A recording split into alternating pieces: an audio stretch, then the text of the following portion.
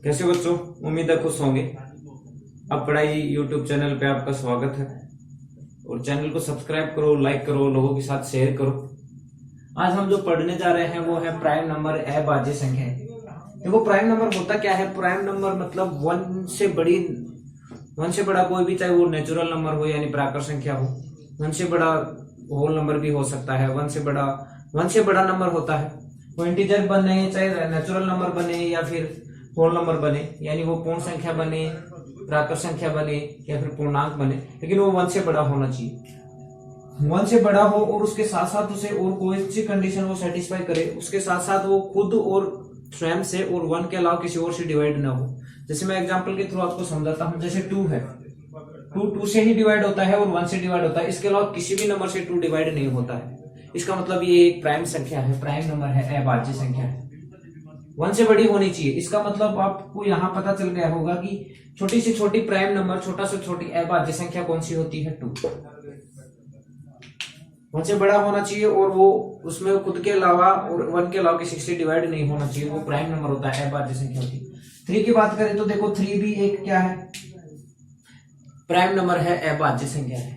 यानी इसमें 3 में सिर्फ 3 से डिवाइड होता है, 3 में 3 का भाग जाता है और 1 का भाग जाता है, इसके अलावा किसी का जाता नहीं। अब बात मैं करूं 4 की। 4 एक प्राइम नंबर नहीं है, एक अभाज्य संख्या नहीं है, क्योंकि देखो 4 में 1 का भी भाग जाता है, यानी 4 1 से भी डिवाइड होता है, 4 4 से भी डिवाइड होता है, लेकिन इसके अलावा ये 2 से भी डिवाइड होता है। जबकि प्राइम नंबर अभाज्य संख्याओं की डेफिनेशन में क्या आता है कि वह नंबर प्राइम नंबर होता है, अभाज्य संख्या होती है जो खुद से, स्वयं से, अपने आप से डिवाइड होती है, खुद का भाग उसमें जाता है और 1 से डिवाइड होती है, उसके अलावा किसी और नंबर से वो डिवाइड नहीं होती। इसका मतलब 4 खुद स्वयं 4 और 1 से डिवाइड तो होती है, साथ में 2 से भी डिवाइड होती है। इसका मतलब 4 एक प्राइम नंबर नहीं है, अभाज्य संख्या नहीं है। ऐसे अपन बात करें 5 में 1 और 5 के अलावा किसी और से 5 डिवाइड नहीं होता, इसका मतलब 5 भी एक प्राइम नंबर है। यहां से आपको एक बात और देखने को मिली है कि सिर्फ एक ही इवन नंबर ऐसा है जो प्राइम नंबर है, वो 2 है, क्योंकि इसके अलावा कोई भी इवन नंबर यानी सम संख्या आएगी वो हमेशा 2 से डिवाइड होगी, खुद से भी डिवाइड होगी, 1 से भी डिवाइड होगी। इसका मतलब एक ही इवन नंबर है, एक ही सम संख्या है जो प्राइम नंबर है, वो है 2। अब प्राइम नंबर के बाद बताने के बाद मैं आपको बता चुका हूं, वो जो खुद से डिवाइड हो और 1 से डिवाइड हो, उसके अलावा किसी और नंबर से डिवाइड ना हो, वो प्राइम नंबर होते हैं, अभाज्य संख्या। यहाँ अपन बात करने जा रहा हूँ। देखो अब मैं आपको फैक्टर करना सिखा रहा हूँ प्राइम नंबर के रूप में।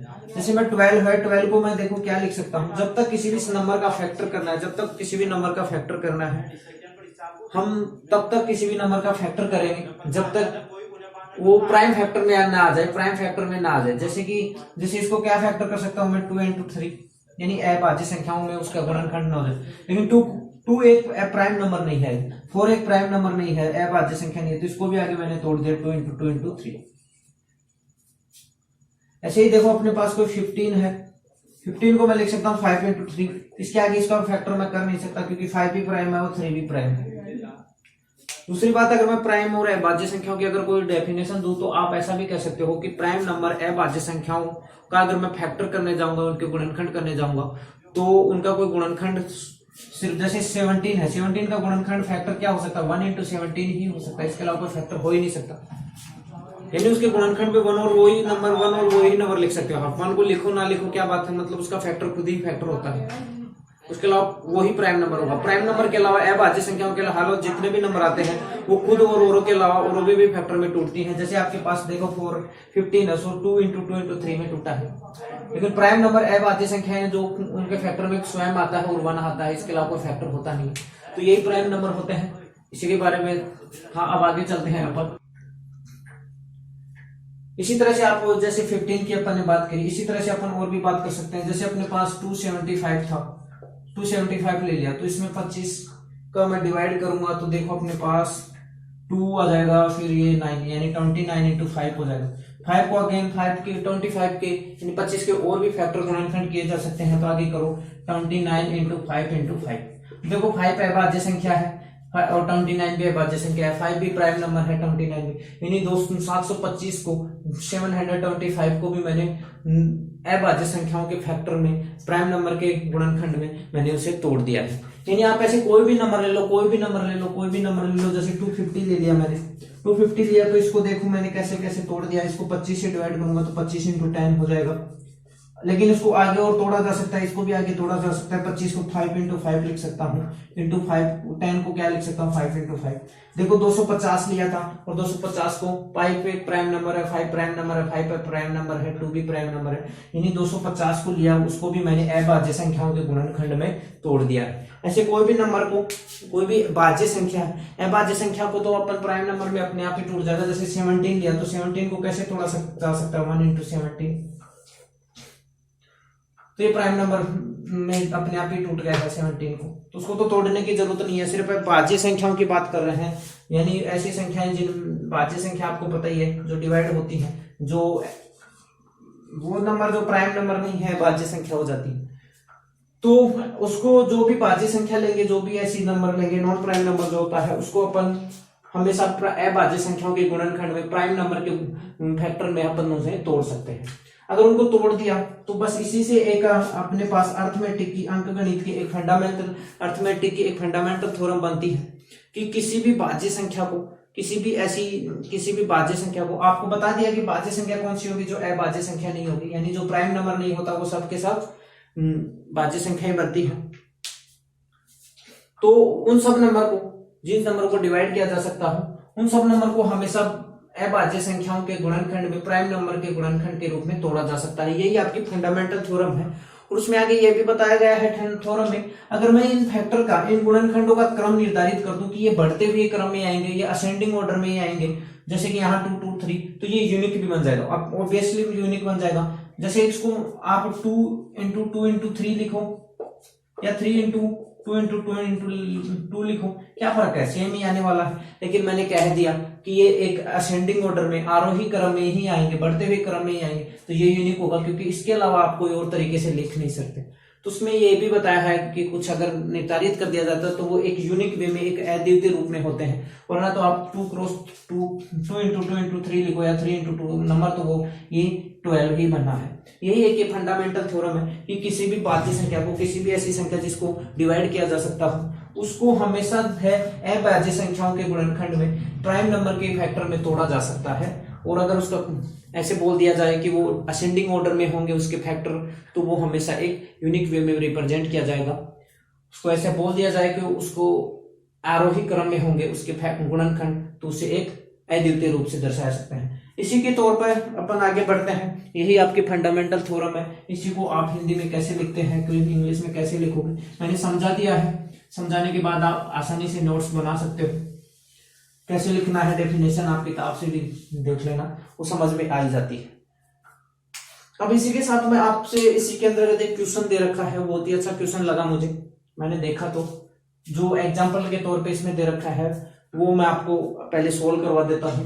इसमें एक एग्जाम्पल आपके पास दे रखा है कि 4 की पावर उसने कहा है कि अपने पास 4 की पावर n है। मैंने एक 4 की पावर n ले लिया, यानी इसकी पावर का मतलब समझते हो घात, यानी जैसे ये 4 की पावर 2 है, यानी 4 का घात 2 है, तो 4 की घात कोई n है, 4 की पावर n है, तो n की ऐसी वैल्यू, n का ऐसा मान अपने को चाहिए कि वो रखने पर इसका एंड जो है, इस संख्या का अंत जो है वो 0 के साथ हो, उसकी लास्ट का नंबर जो है अगर डिजिट या इधर से मैं दाही के अंक से इकाई दाही से करूँ तो इकाई वाला जो है वो 0 बनना चाहिए। जैसे फॉर एग्जांपल मैं कहूंगा कि 10 की पावर के लिए ऐसा निकालना हो तो 10 की पावर के लिए क्या आएगा कि उसका इकाई अंक जो है वो 0 बने, ऐसा उसने कहा है। जैसे इसको देखो 0 एन, अगर मैं 0 लूंगा तो 10 की पावर क्या बन जाएगा 0, और 10 की पावर 0 क्या होता है 1।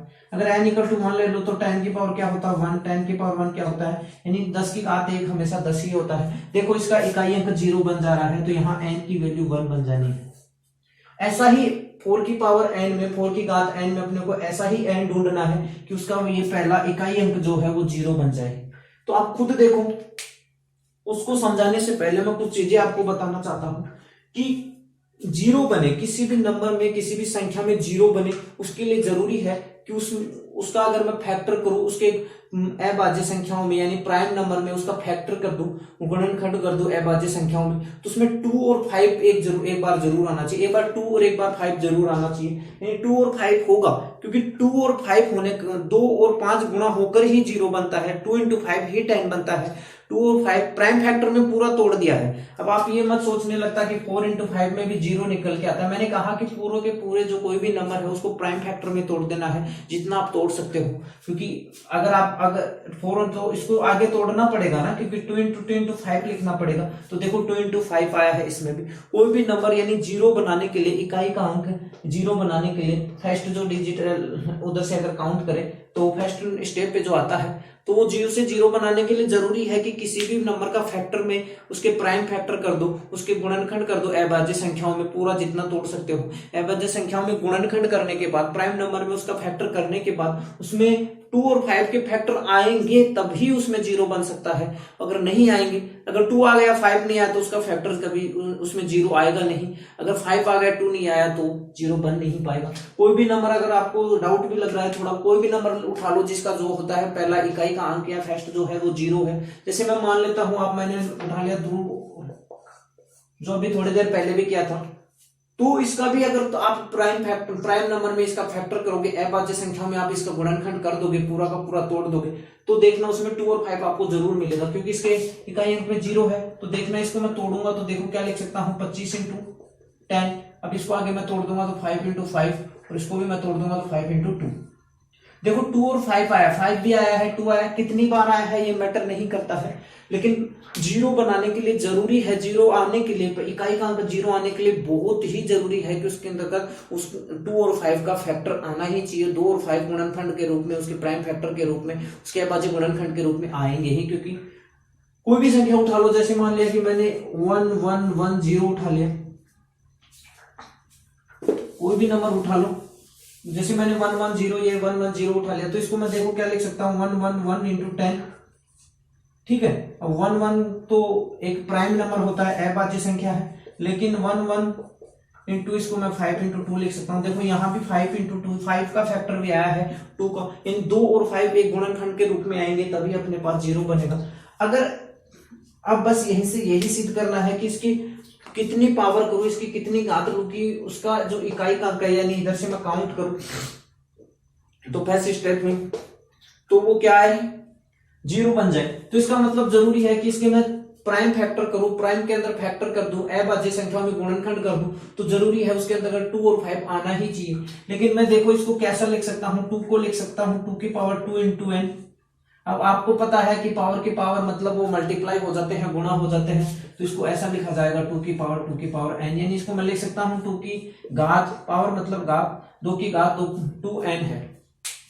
अब ये एक प्राइम फैक्टर है और प्राइम फैक्टर को कभी भी आगे और तोड़ा नहीं जा सकता। किसी भी नंबर को अपन और गुणनखंडों में और फैक्टर में तोड़ नहीं सकते। इसका मतलब इसके जो फैक्टर होंगे, इसके जो गुणनखंड होंगे, वो उसमें सिर्फ 2 ही आने वाला है, 2 2 2 2 ही आएगा, वो भी 2 कितनी बार आएगा, 2n टाइम आएगा, 2n बार जो होता है 2 2 ही आएगा। मतलब ये ऐसा चलेगा 2 into 2 into ये 2n टाइम तक चलता रहेगा, 202n बार आएगा ये 2 into 2। तो इसमें कहीं भी आपको 5 नजर ही नहीं आ रहा है। और मैंने कहा कि 0 बनने के लिए जरूरी है किसी भी नंबर में, किसी भी संख्या में 2 और 5 फैक्टर जरूर बनना चाहिए, चाहे वो 2 बार बने, 1 बार बने, लेकिन एक बार 2 और 5 जरूर आना चाहिए। ज्यादा बार आएंगे तो आगे की बात है, लेकिन इसमें कहीं 5 आ ही नहीं रहा है तो 0 कहीं बन ही नहीं सकता, तो 0 बन नहीं सकता, तो ऐसा n का कोई मान हो ही नहीं सकता। ये बहुत ही अच्छा क्वेश्चन लगा, इसलिए मैंने उसे एग्जाम्पल होते हुए उसको आपको समझाने की कोशिश की, क्योंकि n की ऐसी कोई वैल्यू हो ही नहीं सकती जिसके लिए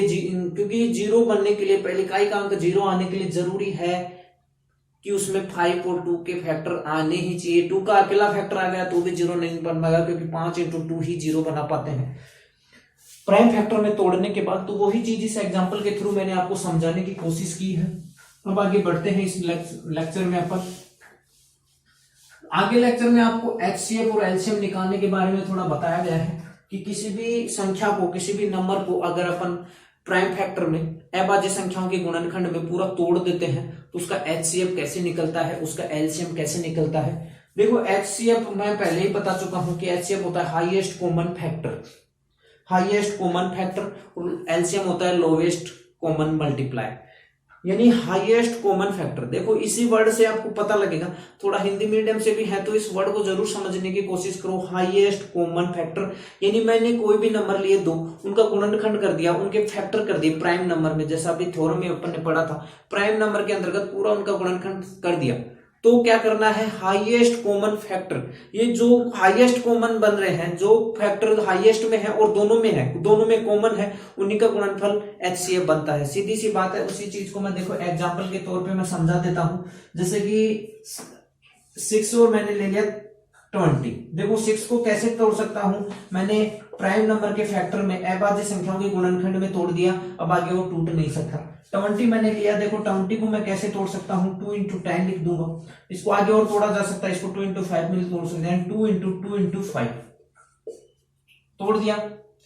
अब देखो वर्ड का मतलब समझो, हाईएस्ट कॉमन फैक्टर यानी सबसे बड़ा कॉमन जो फैक्टर है, जो दोनों में कॉमन यानी जो दोनों में आ रहा होगा और फैक्टर भी है। तो देखो 2 एक बार यहां आ रहा है, 2 यहां 2 बार आ रहा है, ये 1 2 अगर मैं सिलेक्ट करता हूं, ये इसमें भी है इसमें भी है, दोनों में कॉमन होगा, इसका मतलब 2 मैंने लिख लिया। यहां 2 2 बार नहीं आ रहा तो दूसरे 2 को मैं सिलेक्ट कर ही नहीं सकता। अगर यहां भी 2 2 बार आ जाता तो 2 बार 2 को मैं सिलेक्ट कर देता, 2 × 2 लिख देता। 3 इसमें आ रहा है, 3 इसमें नहीं है, इसका मतलब मैं 3 को भी सिलेक्ट कर नहीं सकता। 5 इसमें है, इसमें नहीं है, इसका मतलब मैं 5 को भी सिलेक्ट कर नहीं सकता। इसका मतलब क्या हुआ, इन दोनों का HCF सिर्फ 2 ही बनेगा।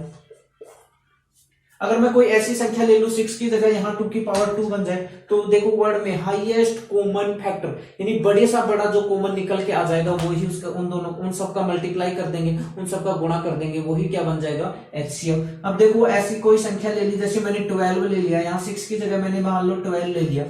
अगर मैंने 6 की जगह 12 लिया तो यहाँ देखो ये क्या बनेगा, 2 × 2 × 3, 2 × 2 × 3। देखो अब 2 2 2 2 यहां भी है, 2 यहां भी है, इसका मतलब मैंने कॉमन दोनों में आएगा, इसका मतलब 2 लिख दिया। 2 यहां भी है, 2 यहां भी है, इसका मतलब 2।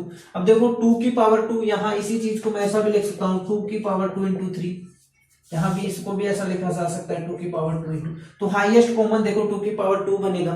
3 इसमें है, उसमें नहीं है, तो कॉमन होने की बात ही नहीं है। 5 उसमें है, इसमें नहीं है, तो कॉमन होगा ही नहीं। तो इसका HCF 2 × 2 यानी 2 की पावर 2 बनने वाला है HCF।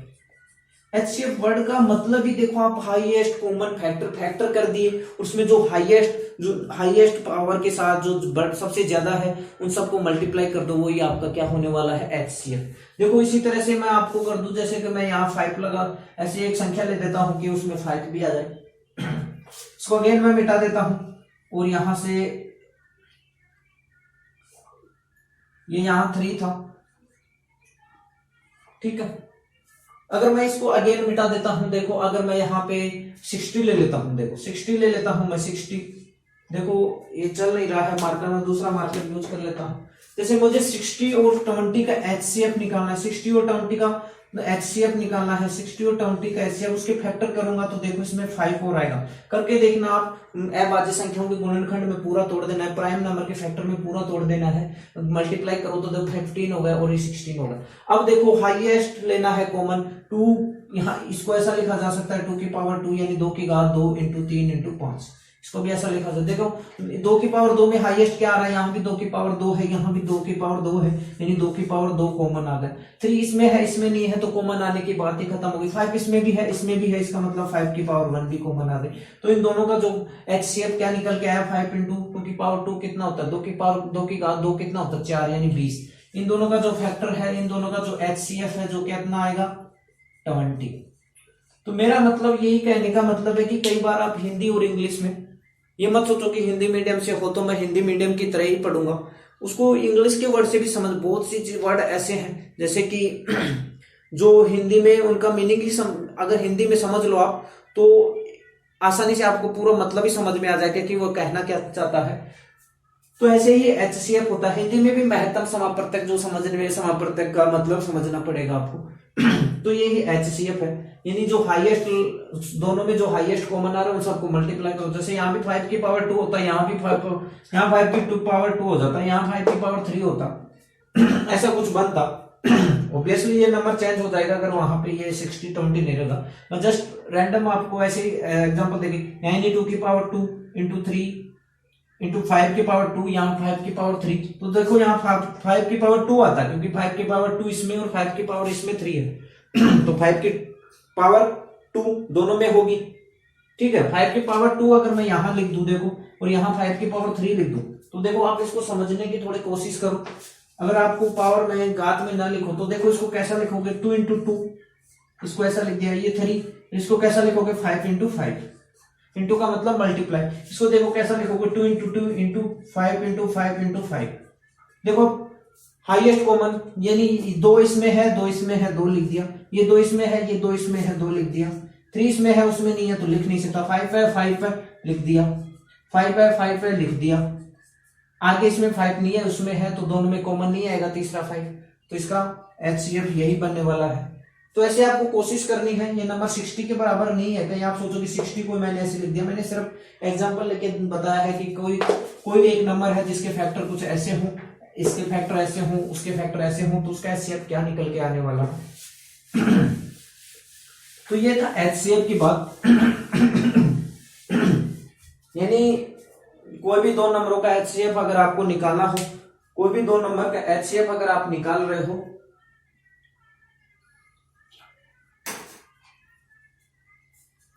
कोई भी दो नंबर का HCF आप निकाल रहे हो तो उसके फैक्टर में जो कॉमन आ रहा है कॉमन आ रहा है कि एक में किस 2 की पावर 2 है, दूसरे में 2 की घात 2 है, एक में 2 की घात 3 है, तो 2 की घात 2 लेना है, मिनिमम घात वालों को सिलेक्ट करना, उनका सबका गुणा कर देना है, वही HCF। LCM में देखो क्या करना है, लोवेस्ट कॉमन मल्टीप्लाई। जैसे 6 और 20 की मैं बात करूं तो 6 का जो फैक्टर करते थे अपन, प्राइम जो फैक्टर कर सकते हैं वो 3 इंटू 2, या इसी को 2 इंटू 3 रखो। 20 को मैं क्या लिख सकता हूं, 2 इंटू 2 इंटू 5। उसमें क्या कर रहे थे, जो हाईएस्ट हो लेकिन जो दोनों में से कॉमन आ सकता हो, इसमें ऐसा नहीं करना है। इसमें सबसे पहले तो जैसे 2 की पावर यहाँ 2 है, यहाँ 1 है, यहाँ की 2 की पावर पावर का मतलब घात, यहाँ 2 की घात 1 है, यहाँ 2 की घात 2 है, तो अपने को 2 की घात 2 लिख लेना है। जो ज्यादा होगा वही लिखना है, उसमें जो कम था वो लिख रहे थे, इसमें ज्यादा होगा। ये 3 इसमें है 3 इसमें नहीं है, वहां लिख नहीं रहे थे, यहाँ लिखना है। कुछ भी बचा हो एक्स्ट्रा सब लिख डालना है। यहाँ 5 है इसमें नहीं है, वहां नहीं लिख पा रहे थे HCF में, इसमें लिखना है। ये उसका LCM निकल के आएगा। LCM क्या निकल के आया, 15 इन 60, 15 इन 60, ठीक है। जबकि HCF में देखो, HCF और LCM में क्या अंतर है। HCF में अपन क्या कर रहे थे, जैसे यहाँ 2 की पावर 2 थी, यहाँ 2 की पावर 1 थी, तो अपन किसको ले रहे थे, सिर्फ 2 की पावर 1 को। अगर एक जगह 2 की पावर 3 है, एक जगह 2 की पावर 2 है, एक जगह 2 की पावर 2 है, एक जगह 2 की पावर 3 है, तो किसको लेंगे, 2 की पावर 2 को। अगर यहाँ 5 था, HCF की बता रहा हूं, यहाँ 5 था, इसमें 5 नहीं था, तो अपन 5 को नहीं ले रहे थे, क्योंकि दोनों में होना जरूरी है। उसका देखो वर्ड का मतलब था कॉमन, यानी दोनों में होना चाहिए, ठीक है। और उसी तरह से अपन क्या करेंगे, जैसे 3 इसमें था 3 इसमें नहीं था, तो भी 3 को नहीं लेंगे। LCM में जस्ट क्या करना है, वहां किसी की भी पावर को, जो मिनिमम पावर दोनों में से किसमें थी उसी को, क्योंकि वही कॉमन आ पाएगी, वही बात। यहाँ देखो LCM में क्या करना है, हाईएस्ट पावर को लेना है। यहाँ 2 की पावर 1 है, यहाँ की 2 की पावर, तो दोनों में हाईएस्ट पावर कौन सी है, 2 की पावर 2, तो 2 की पावर 2 यानी 2 की घात 2 को ले लिया। 3 किसी में, बाकी जो नंबर इसमें है उसमें नहीं है, उसमें है उसमें नहीं है, सबको लिख डालना है, उनका सबका मल्टीप्लाई कर देना है। 3 उसमें है इसमें भी है, तो भी वो 3 लिखना है। जैसे यहाँ मान लो कि कोई नंबर आपके पास, तो उनको मल्टीप्लाई करके आपको क्या निकाल लेना है, LCM, ठीक है। अब मेरे हिसाब से LCM और HCF समझ में आ गया होगा। LCM और HCF की एक डेफिनेशन मैं आपको वैसे भी थोड़ा सा बता देता हूं। LCM यानी वह छोटी से छोटी संख्या होती है, वह छोटी से छोटी संख्या, वह छोटी से छोटी संख्या। जैसे दो नंबर है कोई भी A और B, उनका LCM निकालना है अपने को, और एक निकालना है HCF। तो LCM वह छोटी से छोटी संख्या होती है जिसमें A का भी भाग जाता है, B का भी भाग जाता है। LCM वह छोटी से छोटी संख्या होगी जिसको A से भी डिवाइड किया जा सकता है, B से भी डिवाइड किया जा सकता है। जैसे 10 और 20 है, 10 और 20 है, 10 और 20 है, तो इनका LCM देखो क्या होगी, वह छोटी से छोटी संख्या जो जिसमें 10 का भी भाग जाता है, 20 का भी भाग जाता है। अब देखो मैं बता रहा हूं, 20 है, 30 है, 40 है, सॉरी 30 मत लिखो, 20 और 40 लिखा। देखो 10 का भाग 20 में भी जाता है, 40 में भी। 10 20 20 को भी डिवाइड करता है, 40 को भी डिवाइड करता है। 20 जो है 20 को भी डिवाइड करता है, 40 को भी डिवाइड करता है। यानी ऐसे ही ये 60 है, देखो 10 60 को भी डिवाइड करेगा, 20 60 को भी डिवाइड करेगा। लेकिन मैंने बोला क्या है, एलसीएम वह छोटी से छोटी संख्या है जिसमें ए का भी भाग जाता है, बी का भी भाग जाता है। एलसीएम वह छोटी से छोटी संख्या है जो ए से भी डिवाइड होती है, बी से भी डिवाइड होती है। तो अपन 40 की बात नहीं कर सकते, क्योंकि 40 से छोटी भी एक ऐसी संख्या है जो 10 से डिवाइड होती है और 20 से डिवाइड होती है। 40 से भी छोटी एक ऐसी संख्या है जिसमें 10 का भाग जाता है, 20 का भाग जाता है। इसका मतलब 20 से बड़ी तो कोई संख्या हो ही नहीं सकती, क्योंकि अपने को छोटी से छोटी संख्या लेनी है। यानी छोटी से छोटी संख्या अपने को 20 मिल गई, 20 मिल गई, क्योंकि 20 से कोई भी छोटी संख्या लोगे, 20 से कोई भी छोटी संख्या लोगे, उसमें 20 का भाग नहीं जाना, वो 20 से डिवाइड नहीं होगी। इसका मतलब इसका एलसीएम क्या आ गया, यानी वह छोटी से छोटी संख्या एलसीएम, वह छोटी से छोटी संख्या जो ए से भी डिवाइड होती है, बी से भी डिवाइड होती है, वह छोटी से छोटी संख्या जिसमें ए का भी भाग जाता है, बी का भी भाग जाता है, वो क्या बनती है, एलसीएम। छोटी से छोटी लेना है, उससे बड़ी बहुत सी संख्याएं होंगी जिनमें ए का और बी का भाग जाता हो, लेकिन वो नहीं, छोटी से छोटी चाहिए अपने को। अब एचसीएफ देखो क्या होती है, एचसीएफ वह बड़ी से बड़ी संख्या होती है, एचसीएफ वह बड़ी से बड़ी संख्या होती है, एचसीएफ वह बड़ी से बड़ी संख्या होती है, एचसीएफ वह बड़ी से बड़ी संख्या होती है जो ए को भी डिवाइड करती है और बी को भी डिवाइड करती है। देखो यहां एलसीएम में ए डिवाइड कर रहा था, बी डिवाइड कर रहा था, एलसीएम में ए का भाग दे रहे थे, बी का भाग दे रहे थे। अब एचसीएफ मान लो कि कोई डी आया, ठीक है, एचसीएफ में जस्ट क्या होगा, एचसीएफ इनको डिवाइड करेगा, यानी एचसीएफ जो भी आएगा उसका भाग ए में भी जाना चाहिए, बी में भी जाना चाहिए, और वो बड़ी से बड़ी संख्या होनी चाहिए।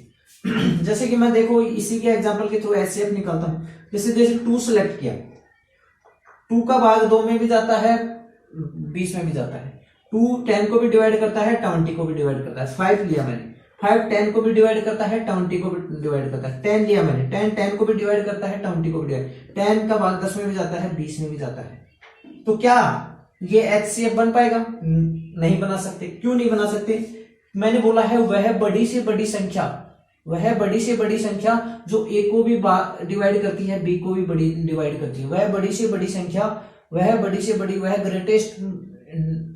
ग्रेटेस्ट नंबर जो ए को भी डिवाइड करता है, बी को भी डिवाइड करता है। ठीक है, तो जो करता है देखो ये 10 को भी डिवाइड कर रहा है, 20 को भी डिवाइड कर रहा है, लेकिन ये बड़ी से बड़ी संख्या है, ग्रेटेस्ट नंबर नहीं बन पा रहा है।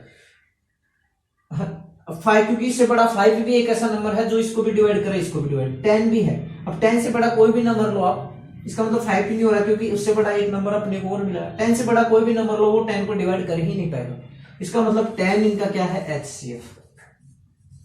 मेरे हिसाब से एचसीएफ एलसीएम में आपको अंदर समझ में आ गया होगा। एलसीएम वह छोटी से छोटी संख्या होती है, एलसीएम वह छोटी से छोटी संख्या होती है जिसको ए भी डिवाइड करता है, बी भी डिवाइड करता है। एलसीएम वह छोटी से छोटी संख्या होती है। अगर दो नंबरों का एलसीएम एचसीएफ निकालना हो, इसका एलसीएम भी निकालना है, एचसीएफ भी निकालना है, तो एलसीएम वह नंबर बनेगा, वह छोटी से छोटी संख्या बनेगी जिसमें ए का भी भाग जाता है, बी का भी भाग जाता है। एलसीएम वह नंबर बनेगा जो ए से भी डिवाइड होता है, बी से भी डिवाइड। एचसीएफ वह नंबर बनेगा जो ए को भी डिवाइड करता है, बी से भी डिवाइड करता है, और बड़ी से बड़ी संख्या होगी। जितना बड़ी अपन ले सकते हैं, जितनी बड़ी अपन संख्या ले सकते हैं, जितना लार्जर अपन नंबर ले सकते हैं, वो एचसीएफ बनेगा। दूसरी प्रॉपर्टी मान लो कि एलसीएम अपने पास सी है और ये डी है, तो देखो एक प्रॉपर्टी और तो होती है, LCM into HCF equal to होता है, जैसे ए और बी का अपने को एलसीएम एचसीएफ निकालना है, तो दोनों का एलसीएम इंटू एचसीएफ होगा उन दोनों की संख्याओं के मल्टीप्लाई के बराबर।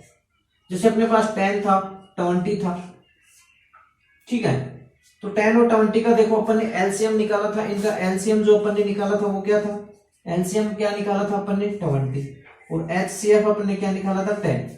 तो इन दोनों का मल्टीप्लाई उन नंबरों के मल्टीप्लाई के बराबर होता है। एलसीएम अपने पास था 20 इंटू एचसीएफ कितना था, ये, और देखो दोनों नंबरों को मल्टीप्लाई करो, दोनों बराबर आएंगे। यानी जिन नंबरों का, जिन संख्याओं का अपने को एलसीएम एचसीएफ निकालना है, उनका गुणा कर दो, वो हमेशा उन दोनों संख्याओं के एचसीएफ एलसीएम के गुणा के बराबर, उनके गुणनफल के, उनके मल्टीप्लिकेशन के बराबर आता है। तो यही चीज मैं बता रहा था। 1.2 के अंदर आपको इन्हीं चीजों के बारे में डिस्कस किया गया है। फैक्टर करके कैसे एलसीएम एचसीएफ निकालते हैं वो भी आपको मैंने अच्छे से बता दिया है कि फैक्टर होता है तो कैसे एलसीएम निकलता है, कैसे एचसीएफ। फैक्टर नहीं कर रहे हो तो भी एचसीएफ एलसीएम कैसे निकालते हैं, एलसीएम होता क्या है, एचसीएफ होता क्या है, उसको मैंने बहुत अच्छे से डिस्कस किया है और मुझे लगता है कि आपकी 1.2 में पूरा के पूरा यही डिस्कस किया गया है। कुछ एक दो एग्जांपल मैं आपको यहाँ करवा देता हूँ।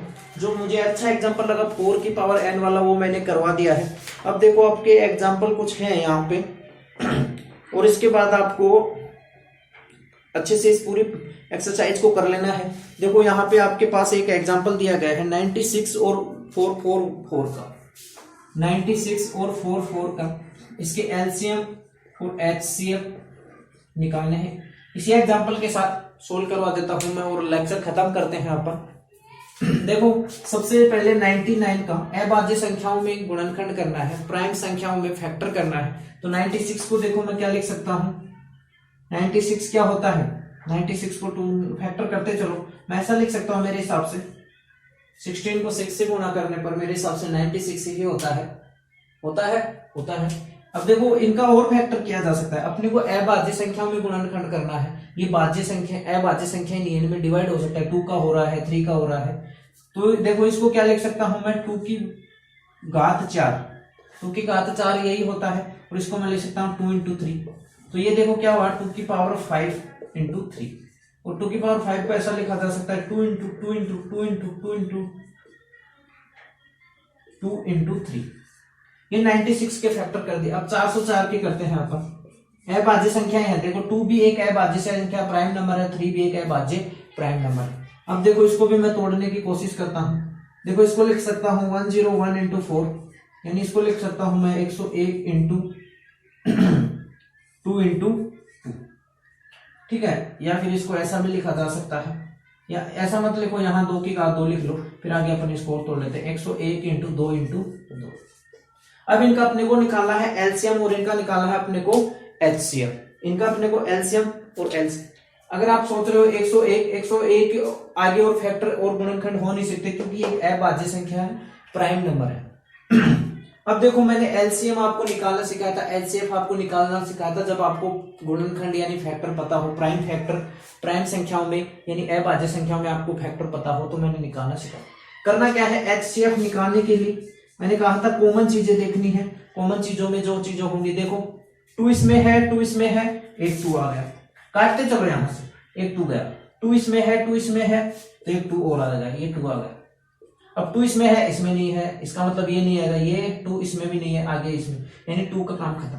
3 इसमें है, 3 इसमें नहीं है, इसका मतलब 3 भी नहीं आएगा। 101 इसमें है, इसमें नहीं है, इसमें है, ये जो है ये इसमें है, उसमें नहीं है, तो इसका मतलब ये भी नहीं है। तो एचसीएफ इसका सीधी सी बात है क्या हो गया, 4।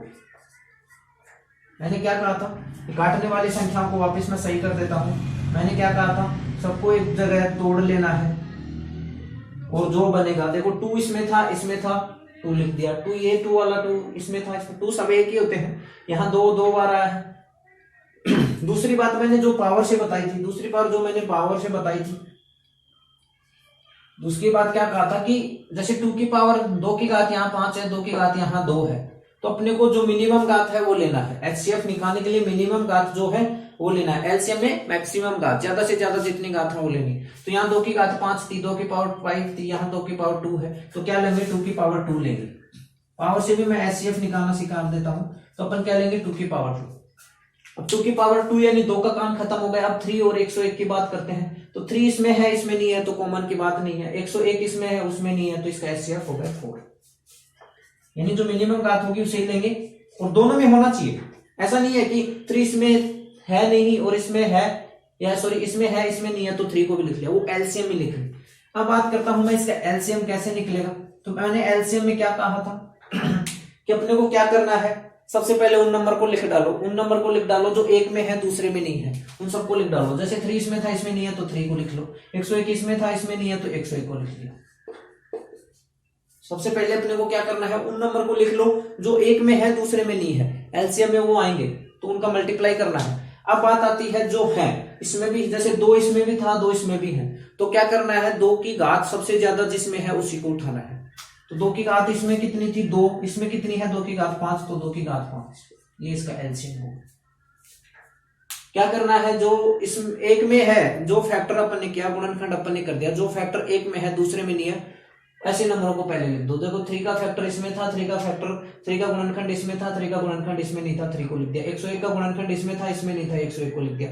अब बात आती है जो कुछ नंबर जैसे 2 इसमें भी था, इसमें भी था। अब बात आती है घात पर, पावर पर। तो इसमें 2 की पावर 2 थी, इसमें 2 की पावर 5 थी, तो जो ज्यादा घात वाला है उसको लिखना है। एलसीएफ में सबसे पहले क्या करना है, एचसीएफ में भी ऐसा ही कुछ करना है।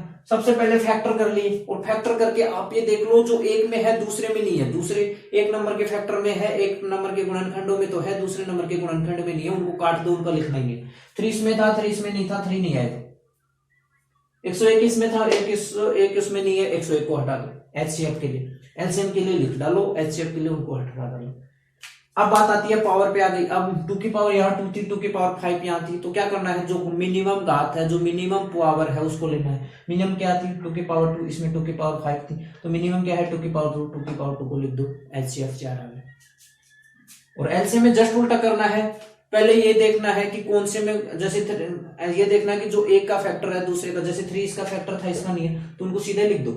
एचसीएफ में लिखना ही नहीं है उनको, इनको लिख दिया, इनको लिख दिया। अब बात आती है जिन जो कॉमन है, जो इधर भी है उधर भी, इसके फैक्टर में भी जो है उसके फैक्टर में भी जो है, तो 2 इसके भी फैक्टर में था, 2 इसके भी फैक्टर में था। तो अब यहां से जो मैक्सिमम पावर है, जो मैक्सिमम घात है उसको लिखना है एलसीएम में।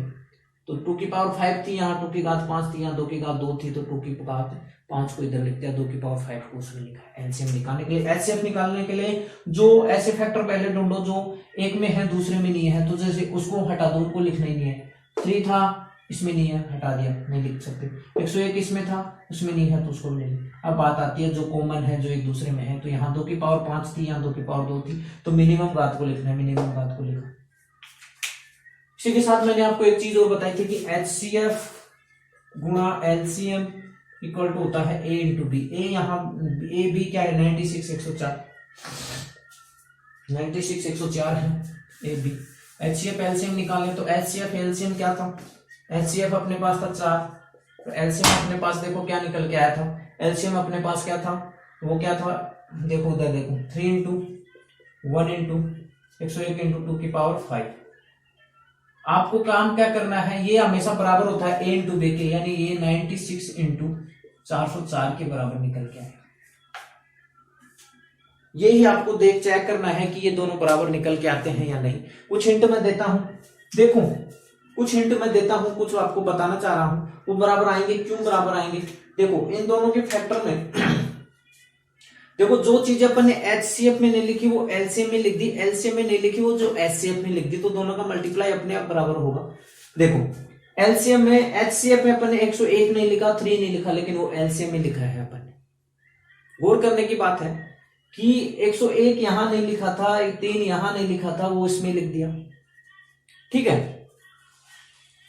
2 की पावर 5 इसमें थी, 2 की पावर 3 इसमें थी, 2 की पावर 5 को इसमें लिखा है, और 2 की पावर 2 को देखो 2 की 5 को इधर लिख दिया एलसीएम में, और 2 की पावर 2 को मैंने इधर लिख दिया। अब हर चीज लिखी गई तो उनका मल्टीप्लाई करोगे तो सेम आना ही है। देखो 101 103 को मैंने यहां लिख दिया, यहां आ गया वो, 2 की पावर इधर आ गई, तो 2 की पावर 2 इधर आ गई, सब चीज लिख दी, उनका मल्टीप्लाई करोगे, गुणा करोगे। हो सकता है कंफ्यूजन में हो रहा हूं, तो कुछ आगे की बताना चाह रहा था, कुछ सोचना सिखा रहा था, नहीं भी समझ में आ रहा तो इसमें कोई दिक्कत वाली बात नहीं है, क्योंकि कोई दिक्कत वाली नहीं। मैं जो बताना चाह रहा हूं कि इन दोनों का गुणनफल क्यों हमेशा ही बराबर आएगा, देखो हमेशा बराबर आना ही है। देखो इसके जो फैक्टर हैं, इसके जो गुणनखंड हैं, वो देखो कैसे हैं, 2 की पावर 5 इंटू 3, 2 की पावर 5 इंटू 3, 96 को मैं ऐसा लिख सकता हूं, 2 की पावर 5 इंटू 3 लिख सकता हूं, क्योंकि गुणनखंड ही तो है। 404 को मैं कुछ ऐसा लिख सकता हूं, 101 इंटू 2 की पावर 2, 101 इंटू 2 की पावर 2, 404 को मैं ऐसा लिख सकता हूं। अब इन दोनों को मैं मल्टीप्लाई करूंगा, देखो मैं थोड़ा कुछ मिटा दूं, चलो यही लिखने की कोशिश करता हूं। दोनों को मैं गुणा कर रहा हूं, तो दोनों को गुणा करूंगा तो कुछ ऐसा ही तो आएगा, इनको भी गुणा करूंगा क्योंकि बराबर है। तो देखो क्या आया, 2 की पावर 5 2 की घात 5 इंटू 3 इंटू 101 इंटू 2 की पावर 2। देखो यही तो बना है एचसीएफ इंटू एलसीएम। ये 2 की पावर 2 है, 4 को मैं लिख सकता हूं 2 की पावर 2, 2 की पावर 2 इंटू 3, 2 की पावर 2 इंटू 3 इंटू 101 इंटू 2 की घात 5, यही तो बनाया है। और यही चीज तो निकल के आई है, तो दोनों बराबर क्यों नहीं होंगे? जो एलसीएम में आ रहा है वो एलसीएम मिलके ही तो ये बन रहे हैं। देखो एलसीएम क्या था, 3 इंटू 101 इंटू 2 की पावर, ये एलसीएम था। ये क्या है, एचसीएफ। तो ये हमेशा ही बराबर होंगे। क्यों बराबर होंगे, मैंने एक्सप्लेन करने की कोशिश की है, समझ में आया हो तो अच्छा है। क्योंकि जो चीज अपन ने एलसीएम, जैसे इन दोनों के गुणनखंड में इन दोनों के फैक्टर किए अपन ने, तो उसमें जो कुछ आया, देखो यहां जो लिख दिया, जो बच गया वो यहां लिखा गया है। देखो 3 इसमें एक क्या आना चाहिए, इनको गुणा करूंगा तो ये आना चाहिए। देखो 101 इसमें लिखा गया है, 3 इसमें लिखा गया है, 2 की पावर 5 इसमें लिखा है, सिर्फ 2 की पावर 2 ही बचा था जो एचसीएफ में लिखा गया है।